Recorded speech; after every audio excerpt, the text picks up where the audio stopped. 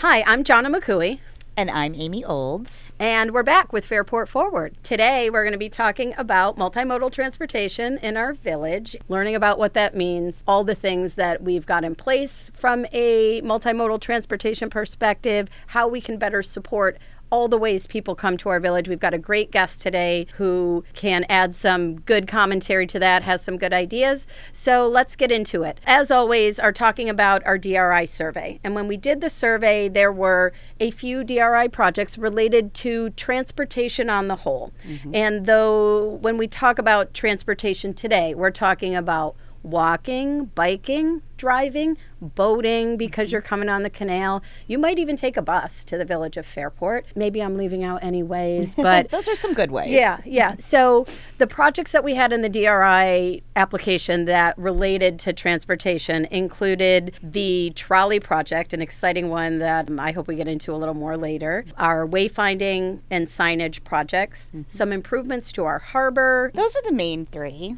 that I think touch on transportation as a whole. Yeah, so we had those projects in the application, and of course, people had thoughts about it. So let's hear about that, Amy. What did people think about transportation in the village? Sure. So in the survey, people definitely talked about biking a lot. Biking was a topic for the comment section. People that really wanted to focus in on ways we can improve the safety of biking through the village. Everyone appreciates that taking the canal path on a bike is really fun, but people often would say, well, I don't know about taking a family bike ride down Main Street, for example. Yeah. People didn't really have a ton of negative comments about anything particularly. There was obviously, it's mostly safety stuff. Like cars, I don't want cars whizzing past me. I maybe don't feel comfortable if there's not like a separation between my kid on a bike and some car that's whizzing off of the railroad tracks, that kind of thing. And as far as the trolley project goes, I think that garnered a lot of positive feedback, which made me excited. A lot of folks said, oh my gosh, it'd be so cool for me to just like step out of my house, walk a block, and take a trolley down to the cannery for the night and then get back on and I'm home. So I think residents particularly thought that was cool, even though I had thought it would be more appealing to visitors. Right. Well, that's exactly where the idea came from. How can we relieve some of the congestion that we have in some parts of the village at certain points of time? We know we do get a lot of car traffic, and as is typical, people want to take that car and put it like right exactly where they're going. So with a trolley, we could hopefully alleviate some of that, have the benefit of people experiencing the whole of Main Street, the whole village, and not just that one place that they wanted to go that day. Yeah. So it was really interesting that there were these tiers of safety concerns no matter what mode of transportation you were utilizing. Yeah. So that's where the survey stands. Great thoughts. Let's hear from Arian. Yeah. So Arian, first you should introduce yourself. So I'm Arian Horbovetz. I'm the author of the Urban Phoenix blog. I've been writing this blog for 11 or 12 years now. Typically, I focus on cities. I live in Rochester. It's a great city. What inspired me about this is talking about communities and talking about how do we get back to communities where we connect. Placemaking is a huge thing for me. That third space is a huge thing for me. You know, how do we talk about making our cities not just car friendly, but also pedestrian, bike friendly? You can get around in lots of different modes of transportation. And that's really, really important to me. I had somebody recently, I was mentioning that I was going to be on this program, and they were saying, well, you know, you're a city guy, come on, you know, whatever. I love Fairport. I love what Fairport has done, both for residents and for visitors. I bike to Fairport regularly, especially in the summer. What's your route? Do you take the canal? Oh, I take the canal. I live in the Highland Park area. So I have the Highland Crossing Trail right across from my apartment where I live with my wife. And, you know, I can hop right on the canal path and go, it's about an hour trip. And go right into Fairport. And it's such a lovely trip. It's and I know beautiful. so many people that experience Fairport from that perspective, right? You know, the best part about that trip too is when you come into Fairport, there's this, when you're a cyclist, you're rarely welcomed into a community.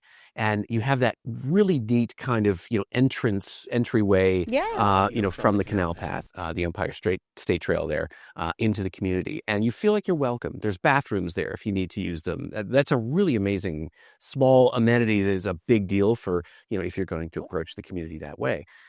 So I love that entrance into the Fairport community. I just love what the town has done to kind of really set itself apart as a dynamic destination, both for residents and for visitors like myself. Love to hear That's it. great. Do you want to get a job with OSID? I love it. I love what you're doing. I love the kind of dynamic. It's hard to kind of have these conversations, right? Sometimes in small town settings, right? Because a lot of times you have conversations between residents and visitors, and finding a common ground and blending those conversations is really vital and sometimes difficult. But I think you guys do a phenomenal job of that. Well, thank That's you. great. And our last episode was about tourism specifically, and maybe you did listen to it. And we had Visit Rochester here, but that same concept of it has to be that you balance those two together. So it's great to hear that someone with, such an amazing transportation interest sees us that way, because we like to think of ourselves as that way. Definitely. But hearing it from a third party feels good. Yeah. To that point, I think the reason there are so many comments and thoughts is because of the foundation we already have. We have a very walkable community. We're fortunate in that way. It's unique to have the canal path coming right onto your main street. It's unusual that we have even another transportation like entertainment feature is all of the trains, right? Mm-hmm. You can't get on and off the train, but do you know how many people are train watchers and want to come and watch those trains? Here's one right here. I'm one of those people. I love the train platform. As somebody who used to go there, I'm a train nerd, always have been. Love it. So it's nice because, I know so many people used to go there and watch trains. Now you have a space to do that. And I think it's cool that the mix of people that are there, whether it's young kids, whether it's, ex-railroad employees and stuff like that have that. I love that dimension to it's almost that in itself is almost a community tourist destination is watching trains if you're somebody like me. Yeah, definitely. Awesome. So we do have that foundation. We have the walkability. We have a lot of bikeability. And now we're talking about how can we best support all the ways that you arrive to our village, and also the whys behind why we should. There is a direct benefit from a business and economic perspective to making sure you can support, again, all the ways people arrive to the village, but also the pace by which they move through. Mm-hmm. So if you're just, going to cruise down Main Street in your car and you don't have to stop and you're just from this point to that point, that's not a huge benefit from our merchants. It doesn't really reflect what Fairport has to offer. We also have to remember there's an economic development impact to moving through the village slowly and not just cruising down Main Street. Mm-hmm. Yeah, that's a great point. I think, there are countless studies that show that per capita, people spend more money at local businesses when they're on foot, when they're on bike, than when they, are in their car. When you're in your car, you have to find a parking space. First of all, you're kind of in this space where you're amongst other traffic. You're feeling like you have to keep moving forward. And when you're on foot or when you're on bike, you have the freedom of being able to stop, type your bike anywhere. So there are studies that have shown that, like I said, 30%, people spend 30% more at shops on foot than they do when they're in their car. You notice things. I mean, if you're just in your vehicle and you probably are there for at least potentially a main purpose, right? I'm maybe task oriented. I'm going to the UPS store. I need to park as close as possible to the UPS store.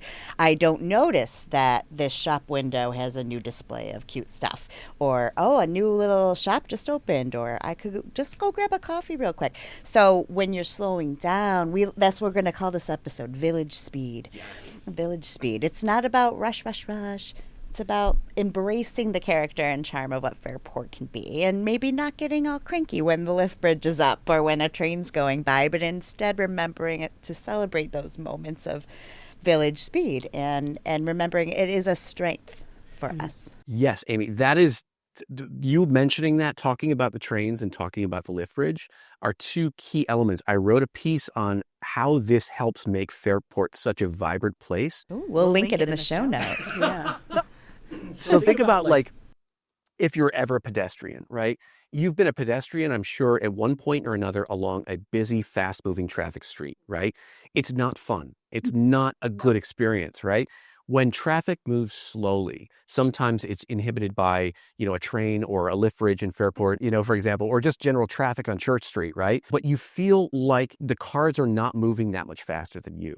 And that does a weird thing to your brain that you don't even realize, right? So when that's the case, when traffic is moving slowly, that's where you're going to see places where people feel good about walking, good about biking, getting scootering, whatever your mode of transportation is, or just whatever your vibe is and your feel is, that's always accentuated by slower traffic. And that's something that, because of Fairport's kind of barriers to traffic speed, those are actually positives to community building. And I think outside of Fairport, a place like Schoen Place, right, in Pittsford, you have that same situation. You have slow moving traffic through there because the streets are narrow. There's a lot of pedestrian traffic. That's where you see a lot of vibrancy. So I think about Schoen Place, I think about downtown Fairport as those same places where traffic speed is restricted, and that is a positive, not a negative. Love to see it that way. I think that's something we can all really remember when when instead we're of getting driving angry. down Main Street and the next train comes by and slows us down. Or sometimes it'll be like the lift bridge just came down and then you're stuck in that little spot and you're like, you hear the horn and go, oh my God.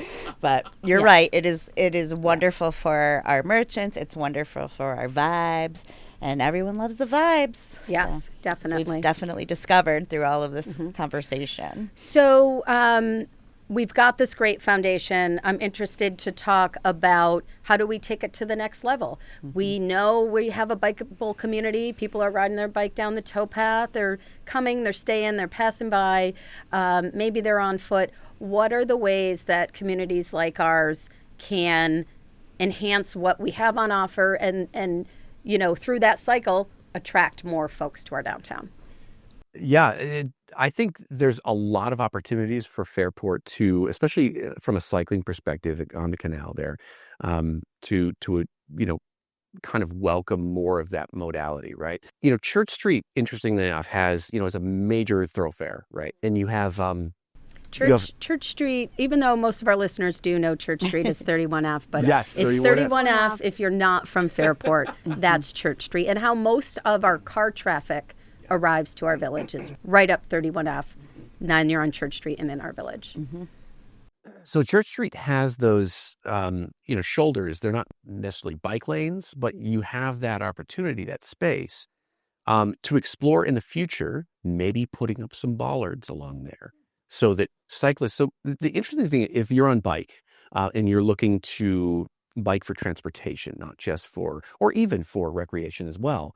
It's for both. If you bike on the sidewalk, you're a menace to pedestrians. If you bike in the road, people honk at you and, don't like. So anytime you have that division, that space that's specifically yours on bike, where you feel safe, you're not bothering pedestrians. Also, you're not in the way of drivers. If you can basically cordon off that space, if you can create some sort of delineation between traffic and cyclists other than, a little strip of paint. That's huge. There's an opportunity I think on Church Street. That's interesting for you to say because I know many of our streets are restricted from, we're a little village and we have narrow streets just like other places may. But you're right, Church Street does have that width that could accommodate something like that. It's interesting because I know from doing the research for the show that there is safety in even the perception of safety when you are not only separated, but also just like the clarity of knowing you are supposed to be there and other people know that you are supposed to be there. Like to your point, the driver is like, no, they're where they're supposed to be and I'm over here. And that's a huge thing that you mentioned. People talk about bike lanes as, there's a whole we know the comment section right? has a lot to say. Of course. But bike lanes can be good for drivers as they are for cyclists, right? Because that these folks have this room, right? And you're not going to be in that room and they're not going to be in your room, right? Like, so they have their own space and that's cool. I appreciate that very much because sometimes if you're approaching a cyclist and there are no bike lanes, there's no shoulders, no nothing, you as a driver go, hey, should I go around them? How should I go around them? How close should I get? Anytime you have an opportunity to kind of create a space that is specifically dedicated for that mode of transportation is really, really important, even for the people who are not using that mode of transportation. It makes it easier for everybody. Yeah. Your idea of Church Street is interesting. So in preparing for this episode, John and I met with Andy Martin, who is a member of our village planning board and a transportation guy by trade.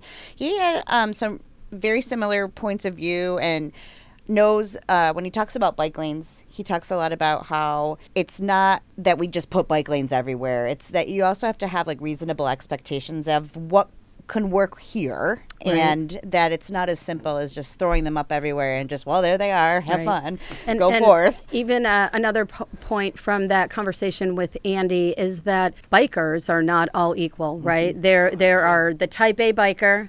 Maybe that's you, Arian, who's going to ride. I think Andy described it as a type A biker is going to bike anywhere. They would probably bike on 490 if you would let them do that. A type B biker is going to bike for transportation with the right facility, the things that we talked about just now. There's maybe barriers, maybe a clearly marked lane. If there's a good spot for them, then they're happy. And then there's the type C biker who is typically more recreational. They would want to be on the sidewalk. They're families with children.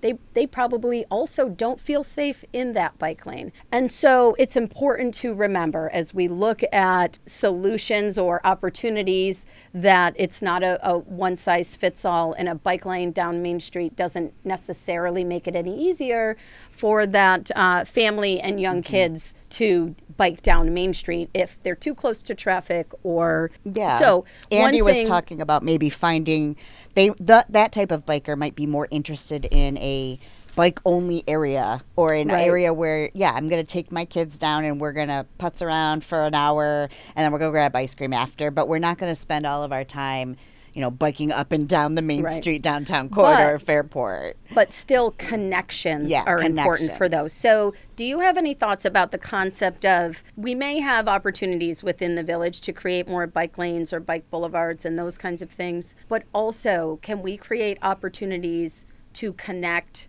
our village from some of the further away places, and what are the best ways to do that? Yeah, definitely. Being a city advocate for these kinds of things, cities have something that is inherently different than suburbs. Cities have street grids, right? So you have main streets, and then just sometimes a block away, you have a side street that has far less traffic and is much easier to navigate on bike, right? No, less traffic, it's moving slower. Maybe it's more residential. So, for example, living in the Highland Park area with my wife, if you're going to drive into the city, you're going to take Goodman. Okay, but one street over is Meg Street. Meg Street is far less traveled, right? Very low car count, and there's speed bumps. So if I'm biking, I'm moving at the speed of cars, right? Because I could just fly over those speed bumps where cars have to slow down as they approach. Suburbs, unfortunately, don't have that luxury usually of having a street grid. Usually they're what are called collector roads. For example, Aralt is what we would call a collector road, where neighborhoods are built off of that, and those neighborhoods are typically isolated. They're not interconnected. They end in a cul-de-sac, or maybe they just it's a circle, right? Yeah. With a bunch of meandering street. Right. And there's nothing wrong with that. It's just a different level of design. So there's not as much of an opportunity for suburbs to create those kind of alternate routes off the main routes. However, I did, for example, look at Fairport and see you can actually get from downtown Fairport to the Parrington Wegmans with maybe traveling along a main road. You can even be on the sidewalk for about 30 seconds. Okay. Wonderful. So there are ways you can knit through a community through those off-street. You mentioned bike boulevards, and that's kind of that example, right? Bike routes that are off the beaten path that you wouldn't maybe consider, but are actually really pleasant routes. So I think of areas like, I think West Avenue, right in downtown Fairport, you could kind of go off of Church Street there, and you can access downtown Okay, without... so is that the one that kind of curves around, like it follows the canal path kind of, or am I thinking incorrectly? It connects back with, you mentioned the creamery there. Oh, Moonlight Creamery. Yeah, Moonlight Creamery, right? Yeah. Like the back of the garage. It's a residential street, right? But like if you are coming up, Church Street, for example, and didn't want to, go to that main Yeah. intersection in downtown between Church and The New. Four and- Corners. Right, yeah. I mean, there's a lot of traffic, obviously. And the good thing is, it's not terrible. It's slow moving traffic for the most part. It's great. But if you want to avoid that altogether, you could take that street. You could take West Ave into downtown, and it's finding those strategies. It's thinking differently about how you get from point A to point B. No, that is obviously something that as a bicyclist, and you drove around and looked or rode around probably, but is that something where you would see like an opportunity for like some sort of cute signage, like this is a fun bikeway? Like, is that how you take it to the next level, that you recognize and show that, yeah, we care about you too. We care about someone that's using a bicycle, and we want to direct you and educate you on some interesting routes to take? Or like, how do you get the word out that that's something cool? That's a great question. Signage is everything there, right? Like, so when you're accommodating, you're in a car and you see signs all the time that accommodate you. Most of those signs don't have any meaning to cyclists. Are there any right? like industry standards for bicycle signage? This is There very absolutely new to me. If you go to Rochester, we have lots of bike boulevards on Okay. downtown Rochester. And what they'll do Open is my eyes. they'll give you, this many miles to this destination, this many miles to this street, this many miles to this street. And when you see that, that's really, really cool. It's a welcoming thing. Also, if you want to create a community map, if you want to make this a priority and say, this is a map of how you get about, how you move about Fairport, on bike. I love that. I think that would be a phenomenal resource because, again, with so many people moving through the canal path there, I think that would be a great That could resource be for really people. cool. Even like when- a little placard. brochure that you pick up maybe by the public restrooms. 1,000%. Actually, taking it back to Andy, he told us that there's an ingredient that people don't often think about, which is bike storage or parking. So like, say that we have that area, you're coming up the canal path and you're like, I'm going to swing into the village for a hot minute. But then what? Like, where you need somewhere very obvious for you to put your bike safely and feel confident that it's going to still be there when you come back. And, to your point, that area could be perfect for that. Hey, here's where I'm filling my water bottle up because we have a water station there, and I'm going to run to the restroom, and my bike's safely parked and locked up, and now I'm going to walk in. So another tool that Andy had mentioned is not just having those, but the communication of those are around. Making sure that, can you get those bike stations listed on Google Maps? Do people know where to find those resources, what to do once you arrive? And maybe this is a great segue, although I think we could talk about bikes this whole time in a whole other episode. Let's talk about, we're doing it a little bit now. Once you get to the village on your bike, we have the right supports there. You can fill your water bottle. You can use a restroom. You can Repair your bike. at a We have bike a repair station over there. I've used it. Oh, good. We want to get another one. We think we need another one on the other side. But then there's the concept, okay, now you're here, and we also want to serve the pedestrian. So I know you ride your bike a lot of places, but then you're also an urbanist, so you get off that bike and you explore. One of our DRI projects is wayfinding and signage, and the best way to make sure that we use those for cars, where do I park if I have to go to this place? I don't need to drive there. I could park in this public parking lot. But also, I'm just walking down Main Street. I want to know what's 5 minutes down that way, or I just parked my bike. I want to find something to eat. Thoughts on innovative ways to use your wayfinding to serve all modes of transportation? One thing that we say as urbanists, right, is no matter what your mode of transportation is, whether you're driving, biking, using a scooter, whatever you're doing, riding the bus, you're always eventually a pedestrian. Yes. It's one point or another. You are always on foot. Yeah. So, how do you best kind of accommodate that experience? I would say that Fairport inherently as it is already extremely walkable. I love to park my bike. When I come into Fairport there, I lock up there at one of the bike, the nice bike stations there. And then I become a pedestrian. And, I use that public restroom that's there. I'll fill up a water bottle, like you said. And then I'm on foot and I'm visiting, the little shop, across the street there, which is great. I'll go over to the cannery. I love whiskey, so Iron Smoke is always a destination. Yep. I'll go over the was it Lulu's taqueria Yeah. there, Oh, yeah. which is amazing. And I think Fairport is fantastic if you are on foot. It's just a great place to explore and pop into whatever place you want to go to. But always, again, signage is huge. If you can say, this many miles to the, 0.3 miles to this, 0.7 miles to this. Or maybe walk time. That could Walk be time. good. Average walk time That's is a probably huge thing too. I was just at translating. O'Hare Airport, and it was just nice to say it's 15 minutes to gate whatever, and Right. It does. It alleviates some of the stress too. Like, I'm Or almost you go there. like, I can walk 5 minutes. Yeah. Or I have time to go pop in here because it only takes me 10 more minutes. maybe you have some mobility challenges too. Yeah. Maybe you're somebody, Yep. to say, to see that you're walking 5 minutes instead of 15. Well, that might that's be a huge good difference. transition to talking about the trolley, because I really want to talk about the trolley before we get All run right, out of let's do time. it. Let's do it. Thinking of all the different reasons why a trolley could be cool, and one of them is to accommodate those with accessibility challenges, or just maybe you just can't think about walking that far. There are days when even the most athletic person just they want to break from it, and it's a part of the experience of the charm of Fairport. To lean into that with something like a trolley, I think could be really cool. I've seen a couple in different places. Maybe you could speak because you're more well-traveled than I am, but I did see one in action in Charleston, and it was super cute and all kind of branded to the city. I don't know if it was run by the city or who it was, but people were using it and it was cool. Yeah. It's like, have you seen anything like that in action, or what kind of recommendations could you make if something like that were to get some legs?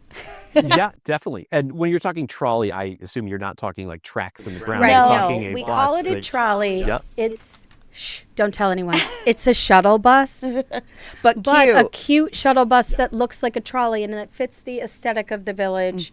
The vision is it will run up and down Main Street. Maybe there would even be two. So you could start at one end, you could start at another end, park your car, park your bike, arrive on the Colonial boat. Bell, and hop on that trolley and go up and down Main Street and hop off when you want to. And that's the vision for the trolley. Just to be clear, for the DRI project, we're talking about investing in the shelter infrastructure of the trolley, not the actual vehicles. Yeah, there are restrictions to certain grant funding. So the trolley station could be not just the place where you hop on the trolley. It could also be a bike station. It could also be a bike rack. It could be where you fill your water. It could be, there could be a lot of amenities there for pedestrians, bicyclists alike. Materials. There could, I know, right by the lift bridge, there's like a brochure place. They're not in the winter because it gets all yuck. But in the summer or 3 seasons, you can go and see where merchants are offering a little trifold brochure. So it could accommodate kind of visitation and hospitality stuff.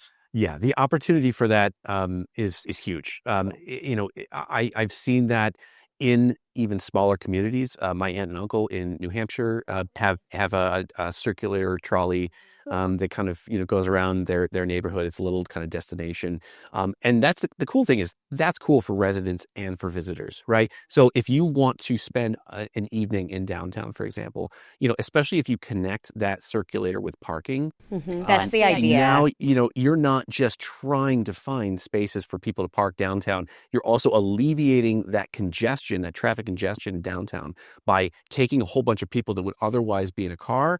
You maybe have a parking a little bit outside of downtown. Now you bring all those people downtown with one vehicle instead of 30, right? So that alleviates all the congestion and the hassle, right, for everybody. That's good for pedestrians. That's good for cyclists. That's good for drivers who have to park their car that want to experience Fairport. I think it's a phenomenal idea. I've seen it work. Circulators can be very, very kind of, they work in 2 ways. One, they do everything that I just mentioned. And 2, they can be a little bit of an iconic piece, kind of this is our little trolley, our little... Can fit the vibe, the charm, all the things that we've already talked about as part of what make Fairport Fairport. So a trolley on Main Street, doesn't take away from the vibe because, oh my gosh, we have a permanent shuttle bus. The trolley on Main Street enhances your experience and lets you be part of the vibe, really. Imagine being a kid, right? Like, a kid like myself. I was born in Chicago. I loved taking the train. I loved taking public transit. It was cool. You wave at the driver of the train, stuff like that. Kids love that stuff. Yeah, you're probably the kid that gets like the pilot pin. Oh, 1,000% I was. Yes, 100%.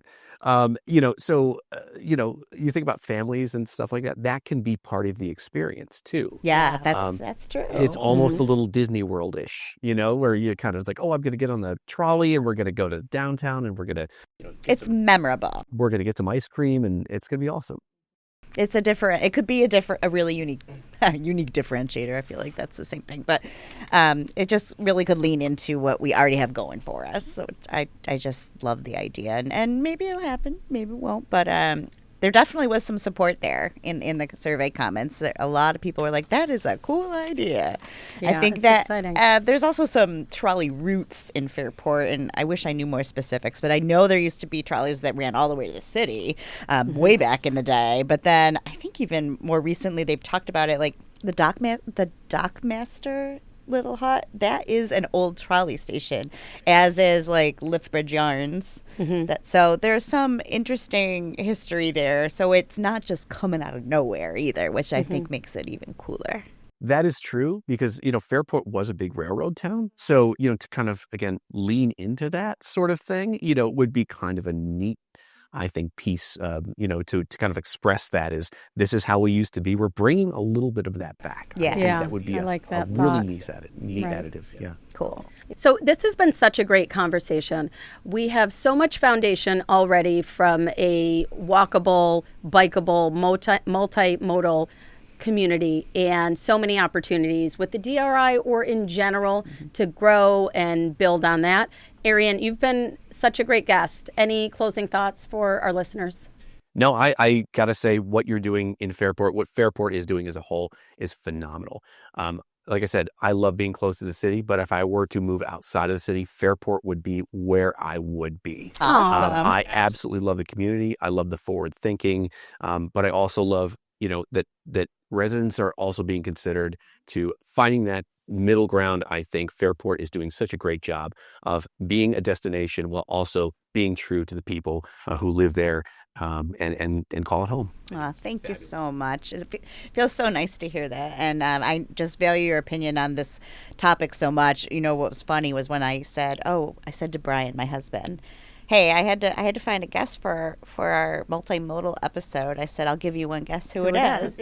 And first he said, I don't know what multimodal means. So then once I told him that, then he said, Arian. So you definitely have a reputation built around, how into bicycling and urbanism you are. So it was a pleasure to have you today. Thank you so much. Where can people find your blog? Just go to the urbanphoenix.com. Great. It's, I've been doing this for, like I said, 11, 12 years, talking about, communities, how we can get better about placemaking, how we can, build, meaningful density into our communities, how we can, access our communities through, different modes of transportation, talk about equity and what that means in communities. How do we create communities that are good for everyone, accessible for everyone? Those are the conversations I love to have, and those are the things that I'm truly passionate about and why I do what I do. Thank you so much. Great. All right. See you next time. We'll be back. Thanks so much.